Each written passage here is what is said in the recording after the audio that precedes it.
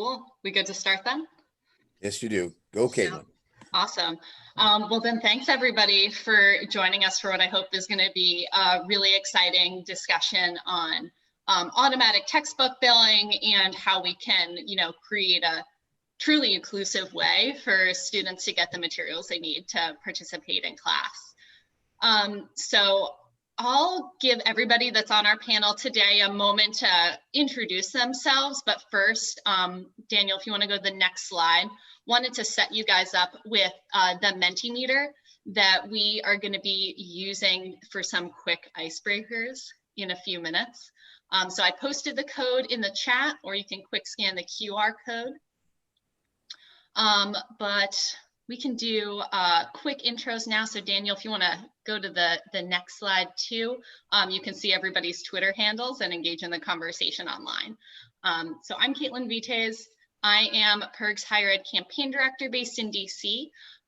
So I work on a bunch of different campaigns for our national network of students and consumers to push back on powerful special interests like the textbook publishers and make college more affordable. Daniel, do you want to go next? Sure. I'm Daniel Williamson. I'm the Managing Director for OpenStax. We make free textbooks and low-cost, affordable online learning technologies. I think Winnie's next. Yes, my name is Winnie, and I work with Spark as the Open Education Ambassador and got my advocacy in Open Ed started as a student.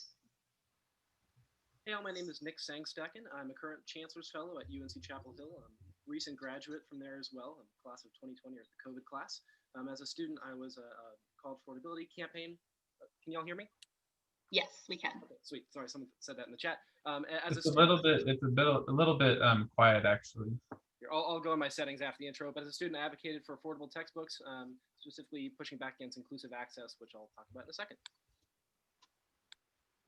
Hi, I'm Megan Dempsey. I am the Instructional Services Librarian at Raritan Valley Community College in New Jersey, and I'm also the chair of our OER Steering Committee. Howdy, y'all. My name is Ryan Erickson Kulas. I am the Program Officer for Open Educational Resources at the Michelson 20MM Foundation, which is a small family foundation based in Los Angeles, looking to spread access and affordability to higher education. Cool. So that's our panel, but first we want to learn a little bit more about you guys. So if you want to go to Mentimeter and answer our first question. So that's going to be, is there automatic billing on your campus? Let's see what everybody's familiarity is with this idea of inclusive access and digital delivery of online materials. And just in case you missed it at the beginning, you can go to menti.com and then enter the code 1549127, and that will allow you to access the interactive polling.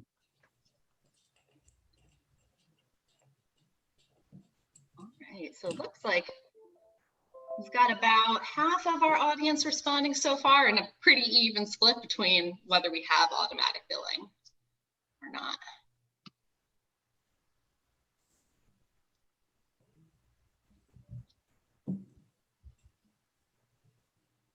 Should we go to the next slide?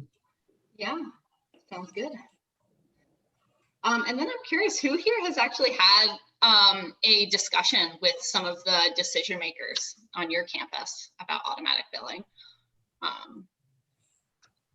Yeah, we're hoping that, in today's agenda, the idea is we're going to do just a quick overview of, the textbooks landscape to set the ground rules, I guess.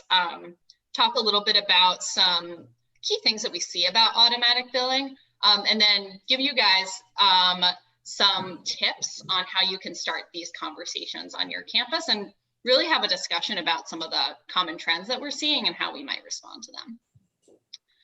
Cool. So for those 18 folks that are looking to get some help, hopefully you can find some good content today. Cool. So Before we hear from all of our panelists, I wanted to give you guys a quick overview of some of the things that we're seeing right now, and then some of the key findings from the report that PIRG put out this past February on automatic textbook billing. So I imagine that for most of the people on this webinar, you're pretty familiar with that chart on the right-hand side of the price of textbooks rising over the course of the past few decades. I think we've all talked ad nauseum about the skyrocketing cost of textbooks, but I think the thing that's more exciting and interesting here is how prices have kind of plateaued over the course of the past few years. And I think that's due to a couple of key factors. So one is, you can see from this quote here from the Cengage CEO, publishers have realized that price increases were a little out of control. And that fluctuation the past few years, I think, is due to a couple of key factors. The first is that students have a lot more options than they used to. So thinking about not just buying used books, but also lower cost options like rentals or, open educational resources, or getting ebooks that are lower priced, or even access codes. All these concerns about publishers being able to hit the bottom line has pushed them to reframe their strategy from being book creators to software creators, and ultimately to shift the market to a place that uses more access codes and more single-use products to eliminate that key competition from used books. So again, Michael Hansen has stated that the used book market should fall away if publishers are doing their job correctly. So a couple of the key strategies that we're seeing more commonly across the country are increased use of access codes. So again, single-use product that is really just totally different from the textbooks that I used when I was in college and graduated in 2015. But also the restriction of print copies. So again, shrinking the size of the used book market. And then of course, moving over to automatic billing programs. So you might know this by a variety of different names, be it inclusive access or perhaps a trademarked brand name from one of the publishers or bookstores like Barnes & Noble's First Day. But what do we mean by automatic billing? Well, I think the first thing to put out there is that this is not a new or innovative product. It's really just a payment method to push those single-use materials and to digitally deliver stuff to students. So for automatic billing, there's a charge placed by the institution on a student's tuition bill or some other central account with the university. And if that charge is going to be put in place, it has to follow two key rules to make sure that affordability is front of mind for any of those charges. So the first is that these materials have to be offered below market price at a significant discount, and that students must be able to opt out of these charges. A handful of institutions across the country have set up automatic billing to be opt-in, but currently it's an opt-out system. And then before we talk about some of the problems that we might see in the automatic billing marketplace, I do think it's worth acknowledging why some people might be interested in these partnerships with publishers and bookstores. So setting up an automatic billing arrangement is a little bit less effort than setting up that community-driven infrastructure of, a full-throated open textbooks program. And so there's less people that are decision makers on this sort of thing. So typically we're seeing the heads of departments or perhaps a top-tier administrator like the auxiliary services director being the person that's working with the bookstore or the publisher to set up this billing program. And professors, if they're already using commercial materials like access codes, don't actually need to change the material that they're using oftentimes, and especially considering how access codes plug into a course's LMS. It's a pretty straightforward system for professors, but of course, for students, it might be a little bit more complicated in the early phases of implementation to opt out. And then finally, I think a lot of people are really interested in saving students money and making the process easier. And these claims of affordability that the publishers I'm pushing, I'm glad that we won the affordability argument and that we're all striving to make prices cheaper for students. But there's not a ton of information from other places other than the promotional materials from publishers to sort of price check those claims of affordability. So I think that brings us to our next step in the conversation, but like, what is the counterpoint to the marketing push on automatic billing? So I think if you guys are going to take away 3 key points from this presentation, I want it to be these. So all in all, there are some problems in the baseline contracts and then how these programs are implemented in marketing that could harm faculty and student choice if not done the right way. And while, you know, affordability, first and foremost, we're glad to see those discounts that are part of automatic billing. There's no guarantee that these price cuts are going to stick around. And if, you know, the conversations that are happening about big deals in academic journals and their contracts with rising prices are any indication, we worry that this might continue the trends that we've been seeing for the past few decades of rising textbook costs. And then finally, a lot of these deals, especially in this pandemic environment, are being signed pretty quickly. So my big recommendation to campuses is not to start with, you know, what the baseline program that's being offered to you to bill students, but really, you know, bring a group of people together on campus that are all stakeholders in this decision: faculty, students, staff, libraries, bookstores, admin, and actually start with what you need out of a textbook affordability program to deliver truly inclusive access to students, and then go from there to find whatever affordability program actually meets those needs. So I think those are my big takeaways. But I did want to highlight some of the key stats that I found in our review of automatic textbook billing contracts. So I did a lot of the analysis, but want to also give a shout out to Nick, who did a lot of the open records requests to find these contracts and, you know, sort of got the ball rolling for us, pushing back on a Pearson program at UNC. But to go back to my earlier thought about you know, there being problems in the contracts, in the implementation and the publicity of these programs, wanted to just highlight a few key stats. So across our contracts, it seemed really hard for schools to be able to keep those federally mandated discounts that they had been promised in their contracts. So oftentimes, if there was a quota, it would be somewhere around 85 to 90% of the class needs to stay enrolled in the automatic billing fee for this discount to stay in place.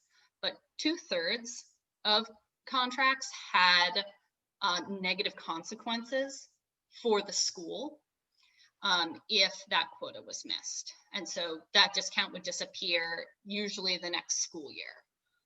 So we have concerns that if that contract was followed through on, some students might not get the discounts that they were promised. And then in some contracts, there was a potential for uncapped price increases and then limits on the number of print copies that students could purchase.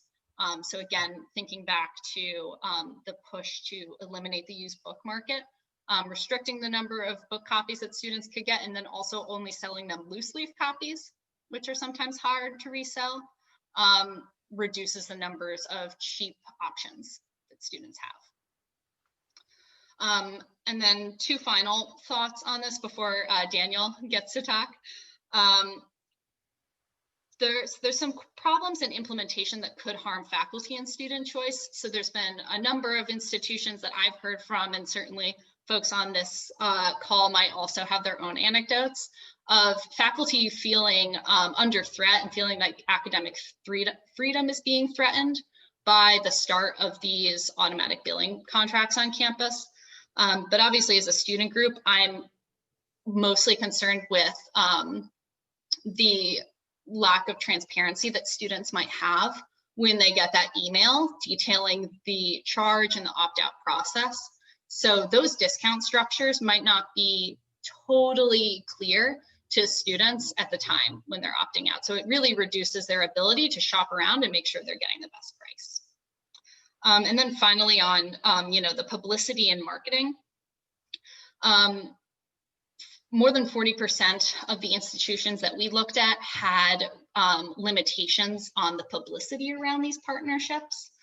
So while, of course, these sorts of, agreements between two parties, that clause is pretty common across all legal contracts, we do worry that that could have a chilling effect on institutions' ability to shop around and make sure that, they're getting the best discount possible for their students. So I think I'll leave it at that and let Daniel take the floor. Excellent. So we are running a little short on time, so I'm gonna zip through some stuff and basically tell you that you should all go to wefreethetextbook.org. It's all over, hopefully, my background, and there'll be on another screen to join others who are interested in getting the word out about the potential challenges that these programs bring to students. But I wanted to share 3 questions that always come up when I'm talking about the perils of inclusive access or automatic billing programs. And those are, if automatic purchasing programs save students money, why is it bad? And I'm not going to answer this question fully because I don't have enough time, but what I will ask you to do is think very critically about this question and think about the questions that we actually underlie all of this. So first is, who's actually saving money here? Is it the student who borrowed the book from the library? Is it the student who rented the book? Is it the student who decided to purchase a used copy of the book? Is it the student who made the financially decision not to buy the resource because they needed to save money to afford their groceries? Or is it just the student who purchased a brand new copy? So that's the first one I want you to really think about. The next part of this is, how do we define what a good discount is? If the discounts are really, really good, why won't the publishers let the students opt in? Students are very, very good about going around, finding the best prices, finding the best choice that matches their budgetary needs. Why don't we, if it's a really good price, if it's a really good budget, why do they have to be forced into that program rather than being given the opportunity to opt in? The next question is around students getting the material on day one or first or before that. This is incredibly important. We've seen it in all the PIRG reports in the past that students having it on day one is fantastic. We like programs that make this possible, but trying to solve the problem by forcing every student to buy the textbook is not the only or the best way to guarantee first day access and could come at too high of a price for some students. So why can't we start with OER first and then layer on other opportunities that maybe could come later into the semester if we're going to go with one of these paid solutions? And those paid solutions often are tied up with courseware, other technologies that might be used in the class. So what should we do about courseware programs? There aren't a lot of freely available courseware programs that are available. Totally right. Unfortunately, I don't think the EdTech space is yet at a point where we found an avenue to make all of these platforms entirely free, but this isn't about just free. This is about choice and giving students agency and allowing them to make informed decisions for their budgets. Just like when they chose to go to a school, they were able to look at and determine what tuition bill made sense. The challenge is that often textbook fees, courseware fees, are something that's layered on at the last moment after they've already made the choice to go to a specific school. The only option they currently have is to opt out. So I'd like you all just to consider some of those questions. And I know that the next presenters will have a lot more to say about this, much better than I can. And please go to wefreethetextbook.org to join this movement and get more resources to support your students in your campus. And I'll hand that over to Winnie, an excellent student advocate, and now someone who's at Spark. Yeah, hi everyone. So like I said, my name is Winnie. I work at Spark, but my story with open education is kind of separated into two sections. The first being my advocacy as the student body president at the University of Houston. I had three main kind of platform issues that I was working on. An open education program and establishing one was definitely one of them. In that role, I learned a lot of things, and I'm going to share with you the three main things that I took away and brought to Spark from that role. The first is launching a student survey. So we were able to uniquely survey what our campus needs are and what our average campus textbook costs are, which is very important because the national average may be different from what your specific institution is. And then, we found that 78% of the students had never had a conversation with their faculty member or instructor about textbook affordability, despite it being a top issue. So that was huge for me, knowing that that conversation was not being had, which led to later on finding out that faculty members also were not aware of what their textbook price was or what the costs were because students were also not having that conversation. The second thing I learned was about student participation and knowledge of open educational materials. Mostly students didn't know about open ed. We would talk to them about like the potential of free textbooks and like free textbooks, how? Like that's not possible. Like it's so entrenched, the publisher culture is so entrenched in kind of students' day-to-day life that they're not aware that open education is a movement and open education is possible on the campus. And then in general sentiment behind inclusive access related programs. So at the University of Houston, there was already kind of mini trials of inclusive access is what I call them, based on kind of the departments who sign these big contracts with publishers for core classes. And those core classes would have to meet a certain quota of students entering, which led to professors changing their syllabus to require 15 to 24% of the grade to be solely about purchasing the textbook, so linked to homework. So while we say, publishers love to say there's a student choice because you can opt out and opt in, a student realistically is not going to be on the right footing if they start at a 76 in the class. And then last but not least, there was faculty awareness of student needs. So we realized that, faculty did not know that $80 a book was high, right? They thought, oh, well, my book is only $80. And then we kind of asked them to do, all right, well, if your book is $80 and I'm taking 5 classes at $80, then that's $400 I'm spending on textbooks just by doing core freshman classes. So the next part was Spark, where I focused largely on inclusive access textbooks. So if we can go to the next slide. Yeah, so Spark work led me to kind of an investigation of inclusive access on this end. We went through a lot of inclusive access contracts and learned about all of these things that I just mentioned, the percentages changing after the contract is signed of what percent the grade is for the textbook, and all sorts of other things that publishers were doing, quotas, et cetera. And then we also did kind of a marketing tactic investigation. So we looked into what each publisher was doing, and Caitlin actually found that they were using PIRG statistics in their sell to these institutions based on how students need affordability, but not the full report of what was actually going on. So there's some really outrageous and interesting things that this textbook movement for inclusive access publisher movement is actually pulling from open education community. And then the last bit was data privacy and about how almost like 40% of the contracts I reviewed didn't even mention student data privacy. We didn't even know what was going on there. And then on top of that, kind of a lack of knowledge of what students are signing into because the institution is signing with the publisher directly. And so are students aware of what their data privacy terms look like? Right. So I hope, can you all hear me now? Yes, Yep. perfect, great. Sorry about that technology, gotta love it, 2020. So as I mentioned earlier, my name is Nick Sangstack. I'm currently a Chancellor's Fellow at UNC Chapel Hill. As a student, I was the undergraduate chief of staff and college affordability campaign coordinator for NC-PIRG, and that's where I got involved in inclusive access.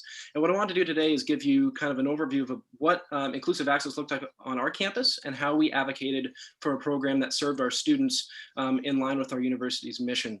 What we're really fortunate about is just a little bit of background, we were able to turn essentially a Pearson first day branded program, as Pearson in conjunction with Barnes & Noble, into what is now digital delivery, as we call it, and essentially no different than how a student would typically buy an access code.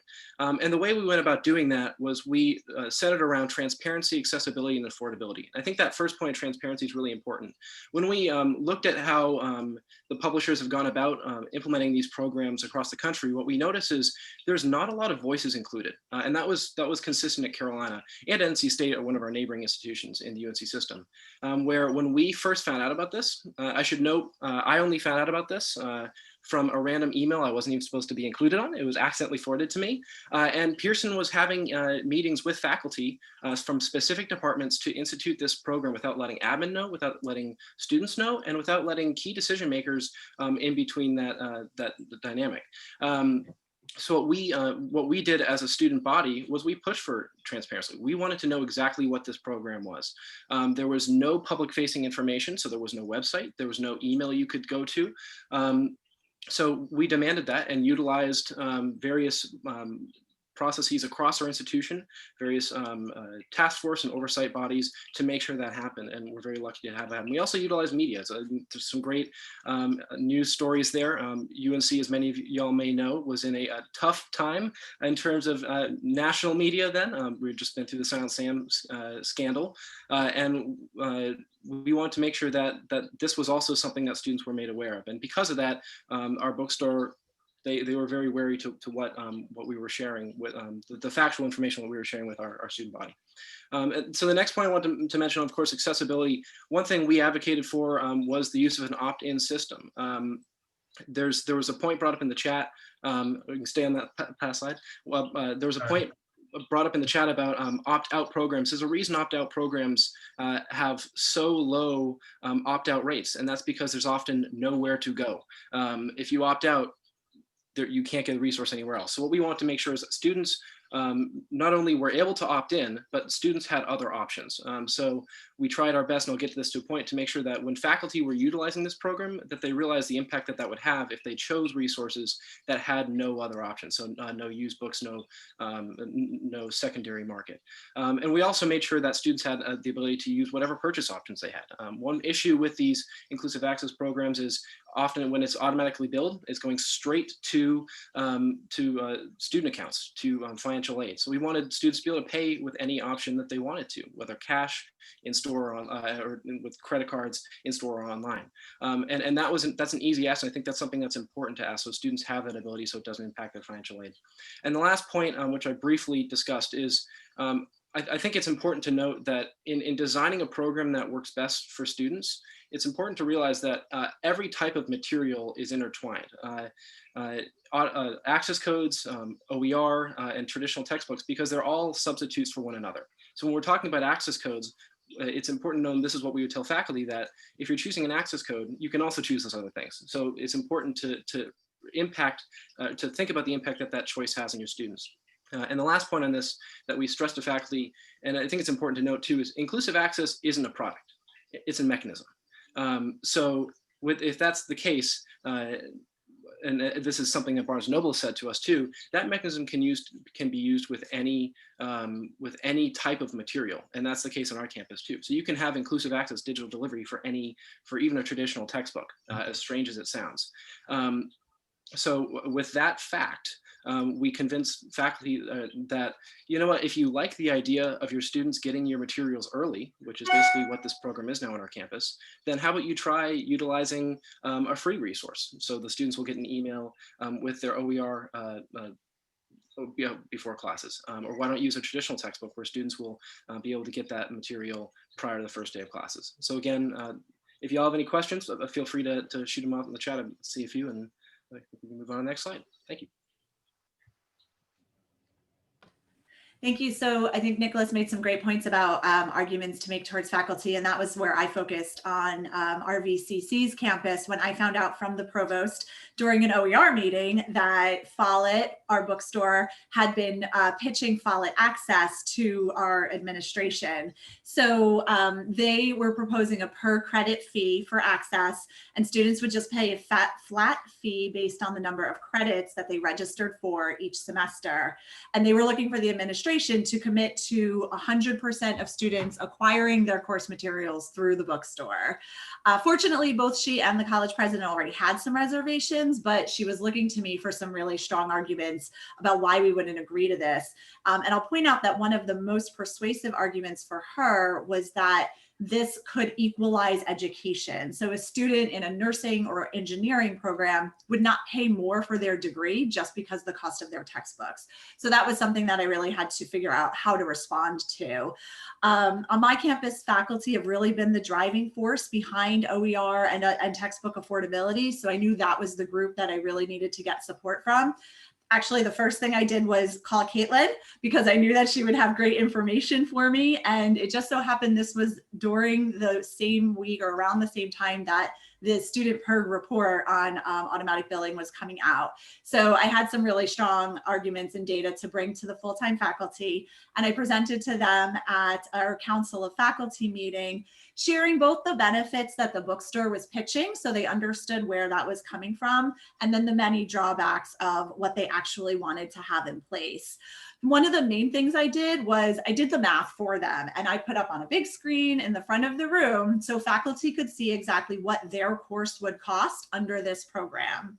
And this was particularly powerful, not only for our faculty who had already adopted OER and other free resources, but also for faculty who had made any kind of effort to make their courses more affordable. The proposal Follett was pitching required that if students opted out, they had to opt out of the entire semester. So if they were enrolled in 5 courses and one was OER, their choice was to either opt out of the entire semester or pay, say, $63 for a 3-credit course that was using free materials. So this was a really powerful argument for the faculty. And our developmental English people especially, but all our developmental faculty recognized that their 6-credit courses, students could be paying 3 times as more for the Follett Access program compared to what they were actually using in their courses.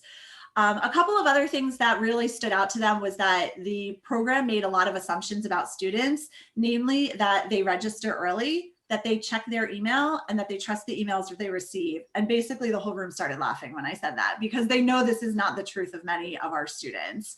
And so there were definitely concerns about that, as well as the data privacy issues that were mentioned earlier. And the fact that the college was signing essentially on behalf of the student that their data would be protected by these services. And that made a lot of faculty really uncomfortable. Other things that stood out for them were the printing and downloading limits. So our faculty do not feel that students prefer digital, and our surveys have found that they prefer it for the cost when it's free or cheaper, but that they do like having print materials to work with in class. So those really strict limits on being able to have offline access to your course materials or be able to print it was something that the faculty really took away. So ultimately I got a resounding resolution in support of telling the provost and the president that the faculty were opposed to signing this contract. Fortunately, that's a very powerful thing on my campus. So we were able to basically shoot it down. But I know that Cengage Unlimited is being used in certain courses. I think students are being marketed directly to sign up for some of the other inclusive access programs, but it is a little bit more choice and it's not coming from the institution. And so that was a fortunate thing that happened early in the spring semester, but then COVID hit. So we've been lucky that because of the president's strong statement in opposition to Follett Access, it hasn't come up again yet to my knowledge, but a lot of things have happened that have this potential for automatic billing to start creeping back in or to pop up if it hadn't been discussed on your campus before. And particularly the fact that publishers made their sometimes entire e-textbook collections available to students temporarily and for free. I think that, could be a slippery slope and may have masked for certain faculty the strategies that their students were using that were pretty ineffective. But I did see that a lot more faculty became aware of students' textbook practices when the library reserve collection was no longer available, or they couldn't share with another student because they were all under quarantine. We were flooded with students who did not have access to their textbooks, and faculty asking, how can I get access for my students? And because those things have now gone away, it's actually opened the door for us to start having conversations with faculty about alternatives. Many more are using the course management system. We're on Canvas. So we can say, when they say, how do I make my textbook freely available for my students? We basically tell them, you can't, but here are all of these other options that you can incorporate into Canvas pretty easily to have free materials. So we've really opened the door for more conversations about OER beyond our core group of faculty who are already engaging in it. And I will turn it over to Ryan. Thank you, Megan. So I'm going to talk a little bit about why we as a foundation sort of got involved in this issue and sort of the work that we did after the PIRG report was released. I think Caitlin demonstrated that, the cost of materials has sort of plateaued. And I think a large portion of that has been due to the advocacy efforts of OER champions, like many who are in this space today. And so when we as a foundation kind of were analyzing the shift in how publishers were marketing their materials, how they were looking to recoup that revenue, the idea of automatic billing sort of was an interesting one and one that we wanted to bring more light on. So we were really, really proud to be able to support the work of PIRG. And what we did after that report was released in February was we kind of took the ball within California and ran with it to make sure that we were educating various stakeholders throughout the higher education community about the issues in and around automatic billing. I think all of us who are here today are very, very immersed in the weeds of OER, textbooks, et cetera. But that's not the case for all stakeholders who are making choices around what decisions should be made, whether these are equitable decisions for students. And so one of the things that I would encourage you all to do as you're looking at the report and sort of digesting this is thinking about how you're defining the problem to people that you're talking about. I think, PIRG and others did a really great job of reframing this issue, not as inclusive access or equitable access or whatever fancy word that a really smart branding marketing company can come up with, but really phrasing it as automatic billing, because that's what that is. I think also too, one of the things that we found to be valuable is sharing the data specifically. And I know Caitlin mentioned some of this at the start, but half of all contracts, failing to disclose the discount structure from what PIRG reviewed. 42% placing limits on publicizing. If these contracts are so great, why are there limits to publicizing them? Of course, we've already talked about the quotas. A third of those contracts reviewed have annual price increases. So really bringing the data to the forefront and asking stakeholders to engage with it and say, is this really a great deal for students? Is this really a great deal for institutions?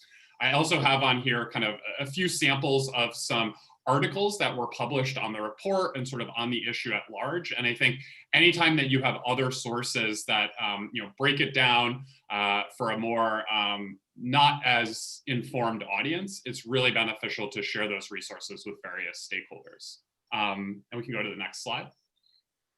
So what we did in California is we reached out to a bunch of champions within the higher education space and the equity space upon release of this PIRG report. Obviously, US PIRG is one of our biggest partners. I also reached out to Spark to learn a little bit about how they've been thinking about inclusive access / automatic billing. They were extremely helpful in walking us through what potential policy plays may be in effect, and that's kind of their area of expertise. For those of you who haven't seen, there's a whole policy tracker that Spark has, so I would definitely recommend you all checking that out. We also then reached out to other members of the open community, so OE Global, CCC, OER, to engage with them about what a solution may look like to put some curtailments around the practice of automatic billing and make sure that students are protected. Outside of just people who are immersed in the OER space, we really wanted to get a consensus of opinions from stakeholders that are kind of within the higher education space here in California. So that includes the Academic Senate for community colleges, various community colleges and administrators at those community colleges, such as College of the Canyons, outreach to student leaders as well as faculty leaders at those various institutions. So if there are organizations within your state, within your community that are really advocating for faculty, for students, these are the people that you want to talk to. And then we as a foundation also have a network of organizations that we partner with on varying equity initiatives. UAspire, Education Trust West, SoCalCan, just to name a few, based here in California, but throughout the country, there are organizations that, you know, they may not be super knowledgeable about this issue, or they may not be super immersed in the space, but if you educate them and sort of bring this issue to them, they're going to be natural allies in, you know, a fight to put protections for students around the practice of automatic billing. Next slide. So some of the broad issues that we sort of shared with stakeholders, with legislatures, and sort of how we frame the issue is really a consumer protection play.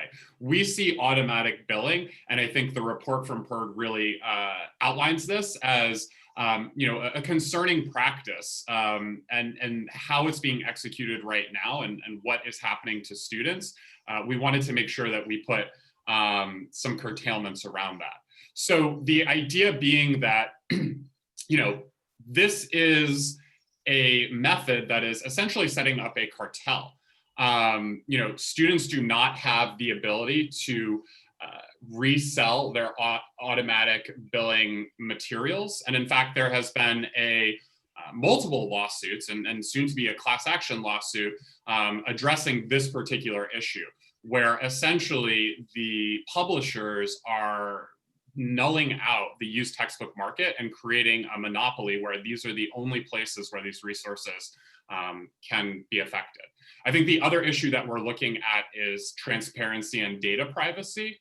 You know, what is going to be happening with the students' data when they have to opt in to an automatic billing contract, or if they don't opt out?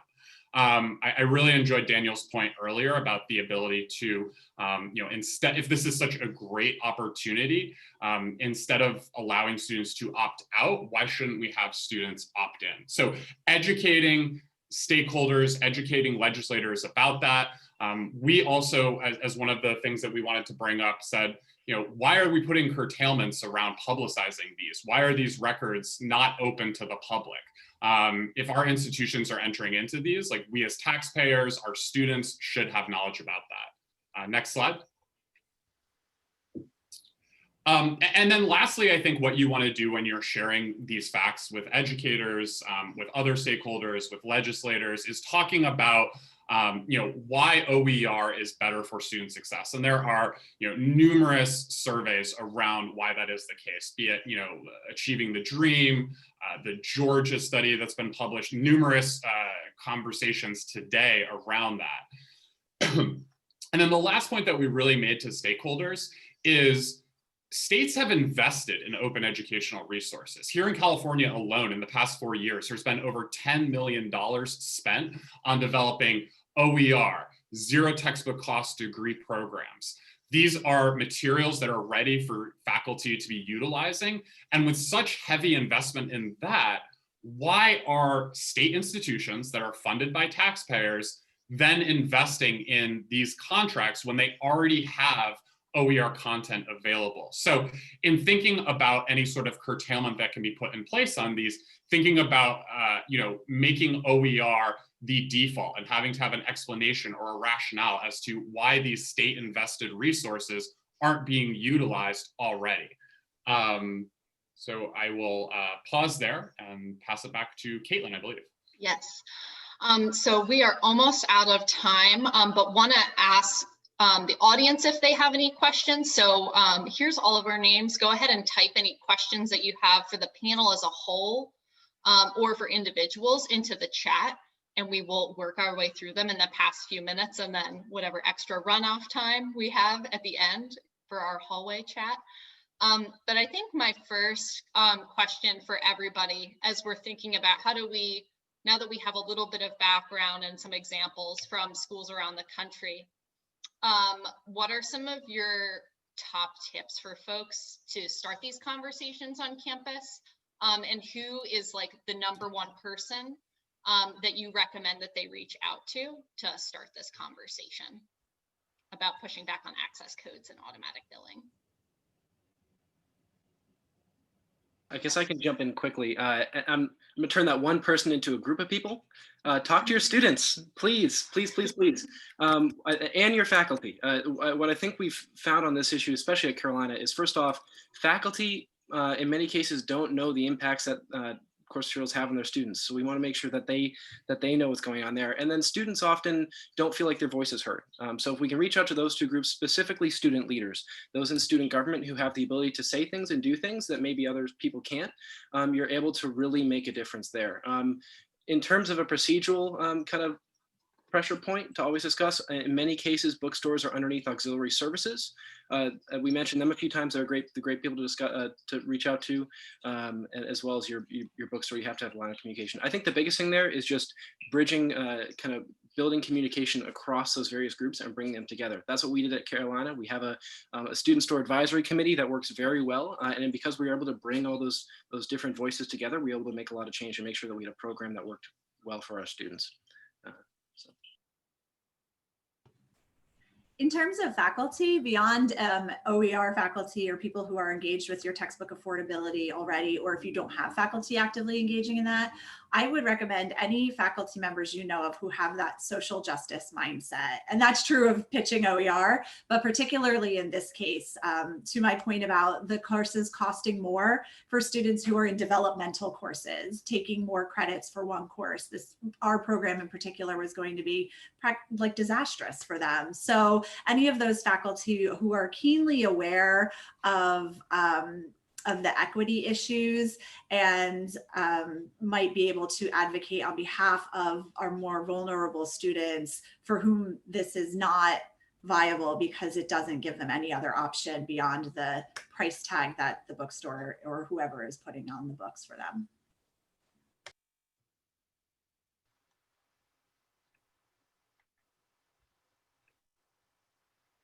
It looks like there are some other questions as well that are centering around the bookstores. So one that I see is there anything we can do when negotiating with the negotiating a contract with the bookstore to help with this? And then another similar one was around kind of the benefit of automatic billing to campus bookstores. And I guess a corollary is OER not to their benefit? So I'm curious, Megan, Ryan, Caitlin, Nicholas, if you have any thoughts on those questions. Our Follett bookstore definitely saw it as a benefit. It's the reason, and I think they were even pretty upfront with the VP of Finance about their reason for wanting this. And that's why they were hoping for 100% commitment of students acquiring through the bookstore, because that was not happening, nowhere close to that. And this was a way for them to increase their profits. They flat out said, we're not making the money that we should be making on this campus, and this is one way that we can. I can second that.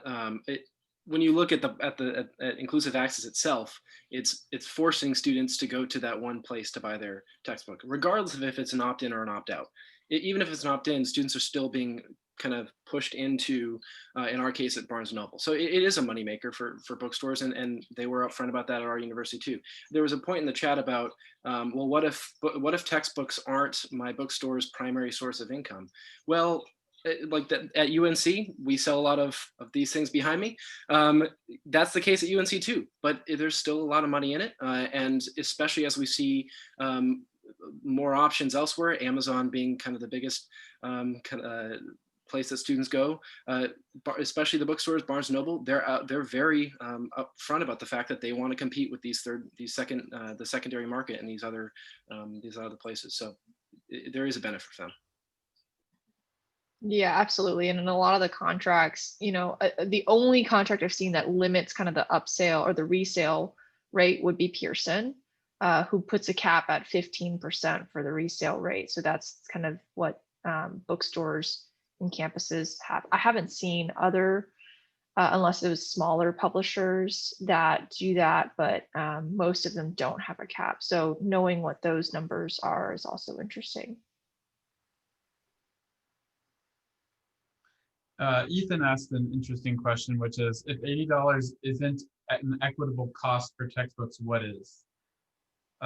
So my answer to that is, I think it depends on the person. I think we learned a lot in the opening plenary today that equity is not equality. It's not equal for everybody, and it depends. And we say at OpenStax that affordability is not a one-size-fits-all solution. Affordability meets students where they're at. So I don't know if there's a single price that's equitable for all other than free. Wonder if anybody else has thoughts on that. Yeah, so that $80 amount per textbook, I think the kind of bells rang because that was the argument, right? Well, $80 is pretty good. Like, I've seen these intro bio courses at $400 a textbook or $300 a textbook. It's like, I'm doing $80. I feel good about it. And then when we got all of the faculty members in one room and we just went around the room and just asked what the cost of their textbook was, all of them saying that it was fairly low. When we added those numbers together and said, okay, now I'm a student in this one semester, I'm taking your 5 classes and this is my total amount. Then it was like, oh, that makes sense now, right? So I agree with Daniel. Free is, what's most equitable. I think one of the things that we always ask at Spark is affordable for who, right? Like, who is it that $80 is affordable for? And who are we missing in that price? And I think too, it's also like, do people have choices of price options? So do they have a free option? Can they choose to buy a print upgrade if they want to have that physical OpenStax book? It looks different for everybody based on their own learning preferences and, how much room they have in their wallet. I think there were some questions in the chat around sort of, what the role of the bookstore is, et cetera, and how you can incorporate OER. And I think that aspect of having print versions of materials and sort of making that part of your culture and part of the bookstore culture is one where you can continue to engage your bookstore. You can continue to be sending students there to get that printed resource if they did want it, is a valuable one.